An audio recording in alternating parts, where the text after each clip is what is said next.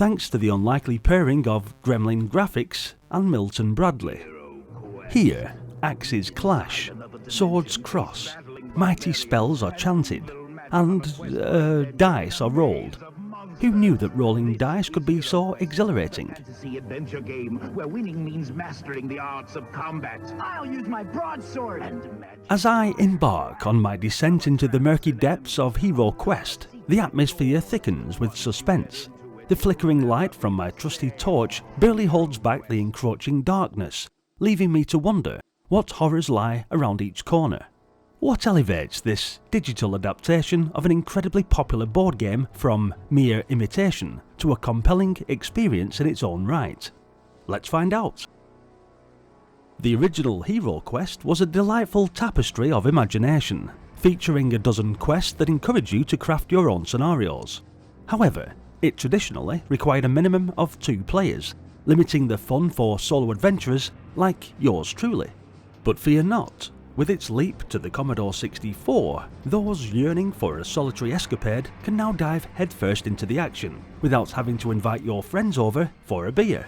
The gameplay unfolds across a series of quests, each with unique objectives, ranging from rescuing captives to vanquishing menacing threats lurking in the shadows. You'll face off against the dark sorcerer, Morcar, who commands the forces of evil. In the original board game, one player would don the villain's cape, so to speak, while the computer now assumes this role, offering a smoother and more immersive solo experience. Finally, no one has to pretend to be a villain just to make the game work. With 12 quests to tackle, each one escalating in complexity, even the most seasoned HeroQuest veterans will find themselves pleasantly surprised. The core objectives remain intact, but the maps have been revamped to introduce new challenges and unforeseen obstacles. Early quests like the Trial and the Rescue of Sir Ragnar may appear deceptively simple, but don't be fooled. As you progress through the campaign, the difficulty ramps up considerably.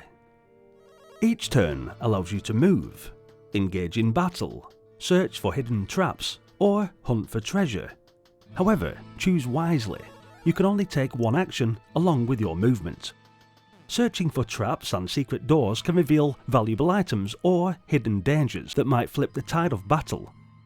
When treasure hunting, you could stumble upon special loot that enhances your abilities or, unwittingly, awaken a fearsome foe. Movement through the dungeon is designed to be intuitive. A quick number display simulates the roll of dice, making the experience fluid and engaging. Combat mechanics are straightforward, with monsters boasting a specific number of body points indicating their toughness. Most enemies can be dispatched in a single blow, but be ready to defend against attacks, especially if your character has multiple body points. It's a delicate dance of offense and defense, like a waltz, if the waltz involved swords and sorcery. Magic users such as the elf and wizard can access a variety of elemental spells, selecting from different sets to enhance their strategic prowess in battle. This magical diversity ensures that encounters feel fresh and invigorating, allowing you to experiment with various spell combinations. While the Commodore 64 may not fully capture the vibrant visuals and immersive atmosphere of the original board game, it does a commendable job of conveying the fantasy setting. The graphics, though constrained by the technology of the time, still evoke a sense of adventure.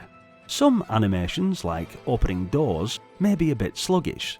Think of it as the dungeon's way of keeping you in suspense.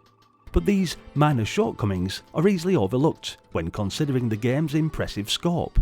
In conclusion, whether you gather your friends for some late-night escapades or embark on a solo quest, an abundance of excitement awaits you in HeroQuest. With its blend of strategy, exploration, and fantastical elements, this Commodore 64 version promises a memorable gaming experience that will resonate with both newcomers and those nostalgic for the classic board game. So prepare yourself for an adventure filled with challenges, treasures, and encounters. HeroQuest is so easy to play that after 5 minutes you'll be well into an adventure and have serious trouble turning the machine off. Check out the Amiga version too. Effectively the same game, just with more bells and whistles, which is to be expected.